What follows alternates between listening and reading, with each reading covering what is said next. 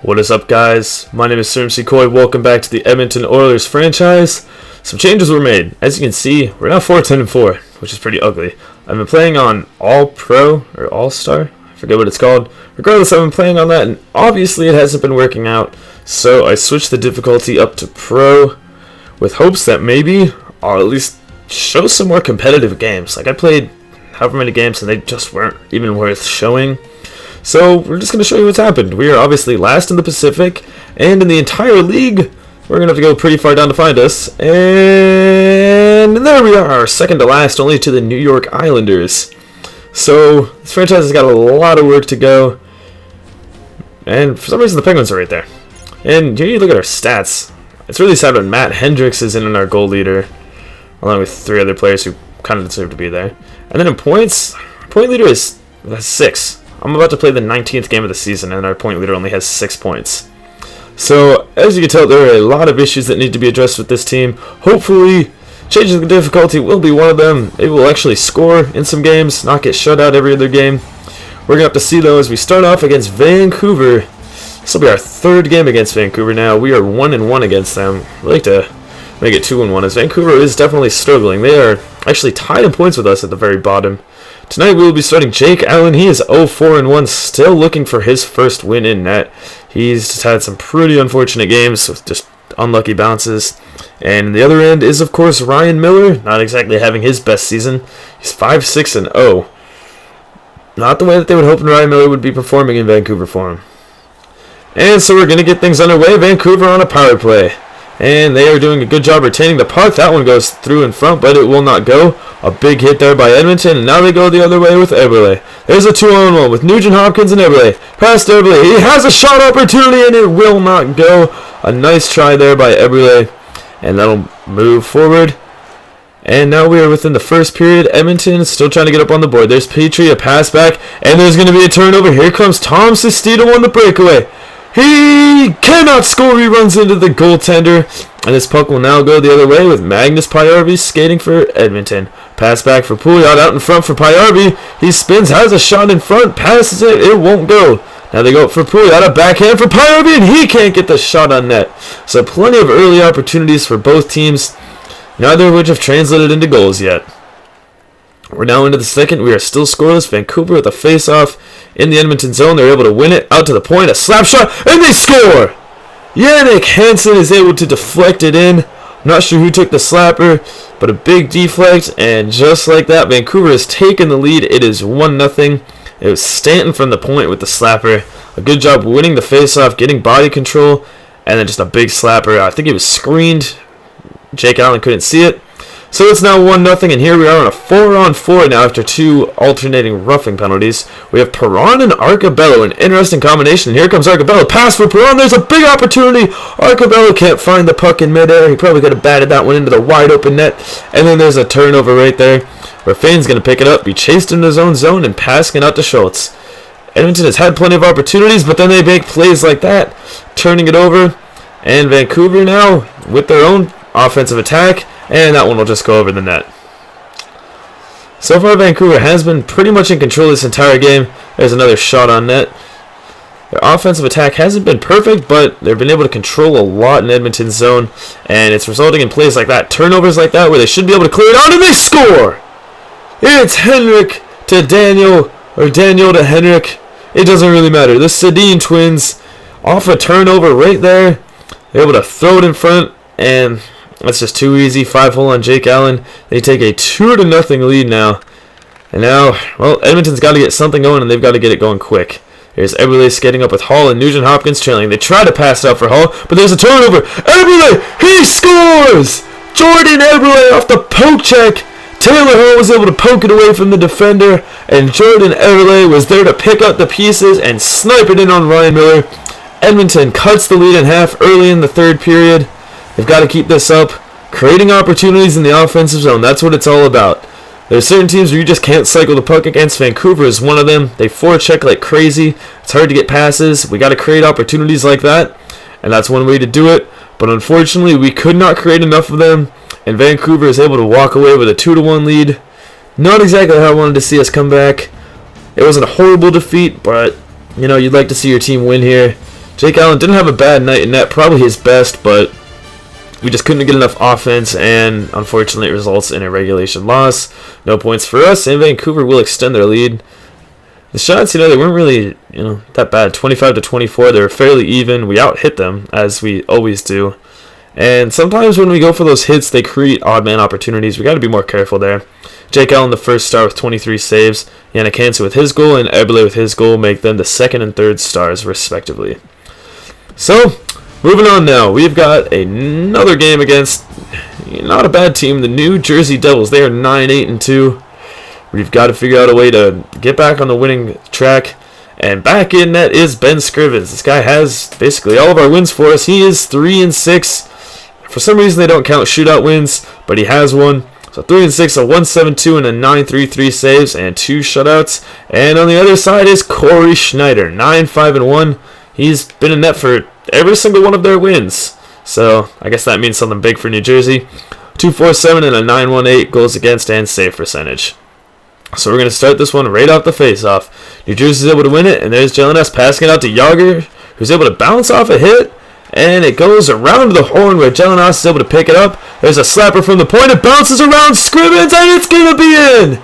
Jaromir Jagr is able to score on that one. There's also a 5-minute major that will be assessed on Edmonton after a big hit alongside the boards.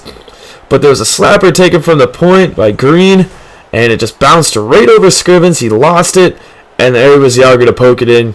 His first goal, and it did not take them long. With only 10 seconds left to go in this power play, Edmonton does a good job killing the 5-minute major. And they're just trying to get it up through center ice, but they don't. There's a turnover. Jagr with the puck now. Skating in, getting up behind the net. Pass out in front. That one won't go. Now they take it out to the point. There's a slapper by Adam Larson, and he'll score! New Jersey has scored again. I believe Scrivens was screened there by his own player. He didn't see the slapper coming. And already they have scored 2 goals early in this first period. There's just a bit, yep. Looks like he was screened by his own player. I believe that is Mark Fane in front of the net. So, and well, here we go again. Edmonton has been playing extremely sloppy hockey today. They're already shorthanded again. And there's Jagr with another goal. Off the power play. It wasn't the 5-on-3. The 5-on-3 just ended and he scored his second of the game. It is already 3-0 and we still have 7 minutes left to play in the first. Jaromir Jagr, his second of the day. And we are already going to be pulling Ben Scrivens out of the net. This is the first time we've ever had to do this. Scrivens pulled in the first period. So we will be seeing Jake Allen in net for the rest of the night. That is just a bad goal. And once again, here we are, shorthanded. This game is just getting out of control early. Edmonton's letting their emotions get to them, and it's starting to show. There's a pass out in front, and guess who? Jaromir Jagr with a hat trick in the first period alone. This has got to be the lowest our franchise has ever dipped. 4 goals allowed in just 1 period. This is ugly, and especially when we allow a hat trick. Nothing can really be said about that one. He gets the wide open net. It's an easy score. There you can see 4-0. Only being outshot by 3, out hitting them, but it just doesn't matter. New Jersey's scoring when they need to, and we unfortunately are not. So now our offense playing a little aggressive on the forecheck. We're trying to get something going here, if anything. But New Jersey's skating the other way. Defense out of position here. Pass out in front, and there's another goal. Why not?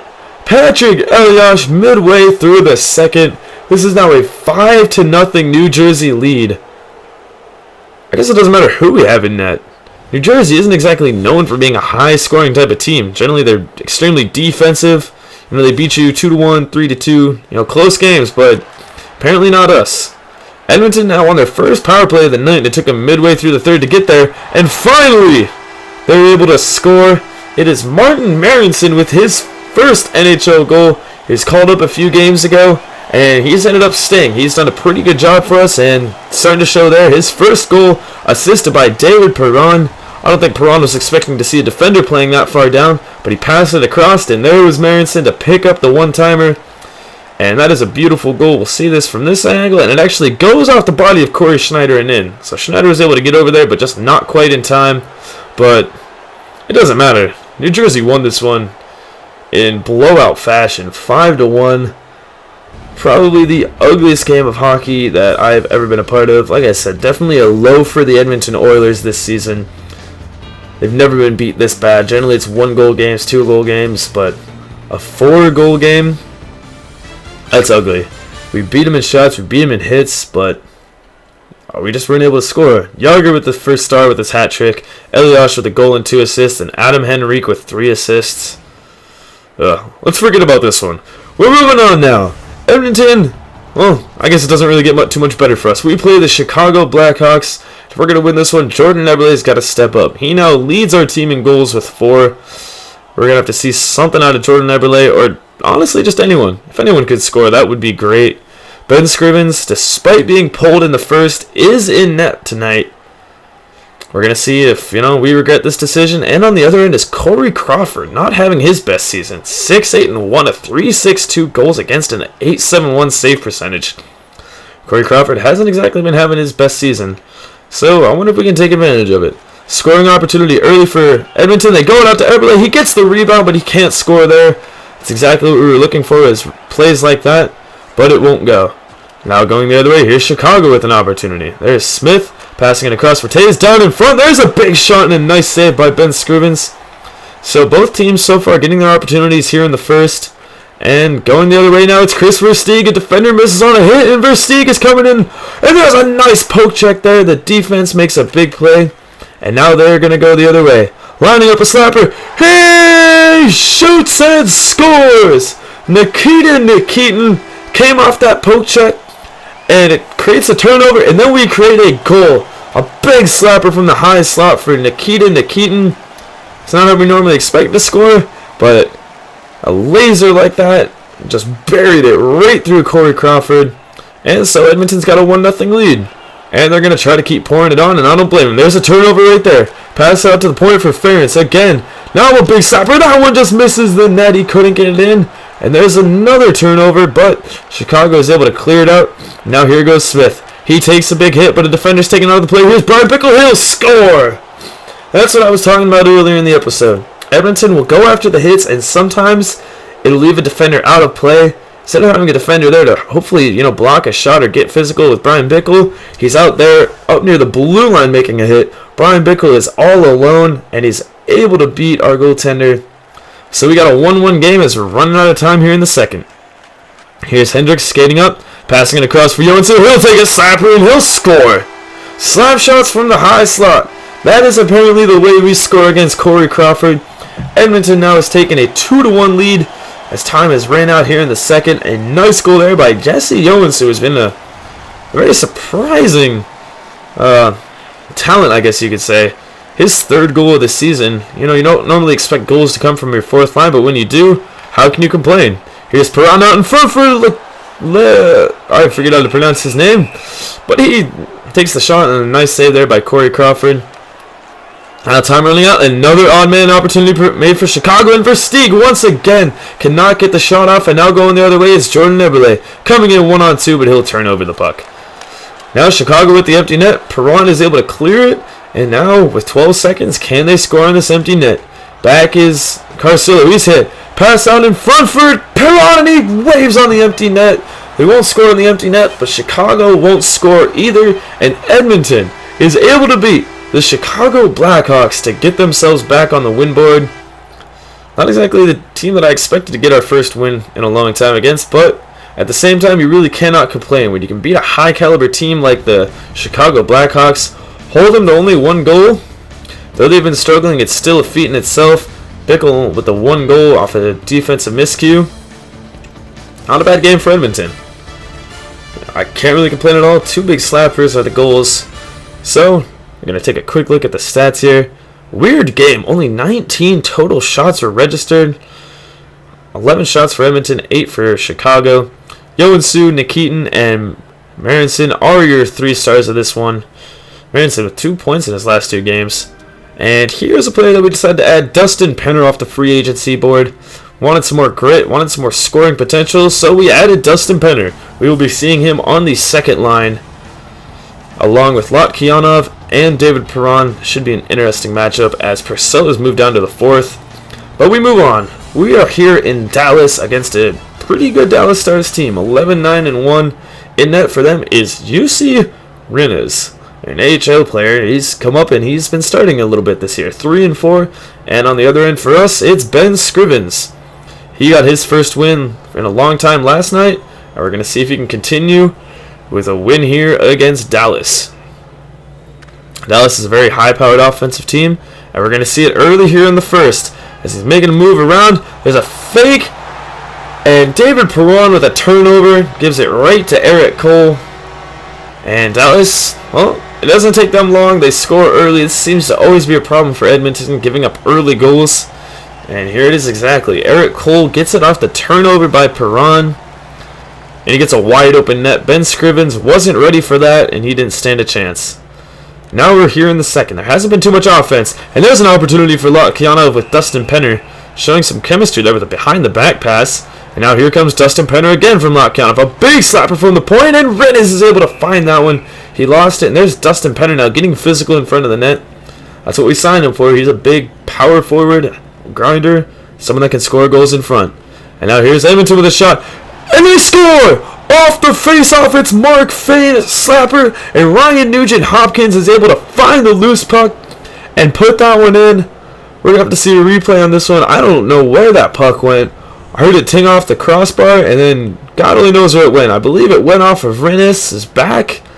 Let's see if we can get a better angle shot than that. Here it is right here. Rinnes, it actually kicks off of him, and he'll put it in the back of his own net, and Nugent-Hopkins will just touch it and get the goal. So since Dallas scored that early goal, we've been playing exceptional defense. We're showing it right there, boxing them out, not letting them get anything up the middle. They take a shot there, and that was only their 7th shot of this game. With 9 minutes left to go in the third, we've only allowed 7 shots. Our defense has done an exceptional job.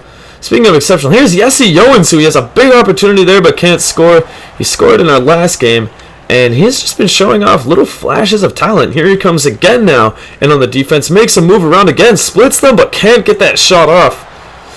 Joensuu's looking like he wants to be up on a higher line. I've been liking what I've been seeing out of him, but nobody else can score in regulation. It is now a 1-1 game as the third is over. We are going into overtime, something that we are unfortunately extremely familiar with. Let's see if we can win this one in overtime and not go to a shutout, as we always seem to do. Sorry, I meant to say shootout there. And here we are with 52 seconds left to go in overtime. Dallas has a threat to score, and they put it in the back of the net, but there's a penalty. Jason Spezza was the man who scored, but he also ran into the goaltender. So instead of getting a goal, they have a goaltender interference. Edmonton gets a power play, but it doesn't matter, because guess what? We're going to another shootout. What a way to end the episode. I think we ended it last time this way.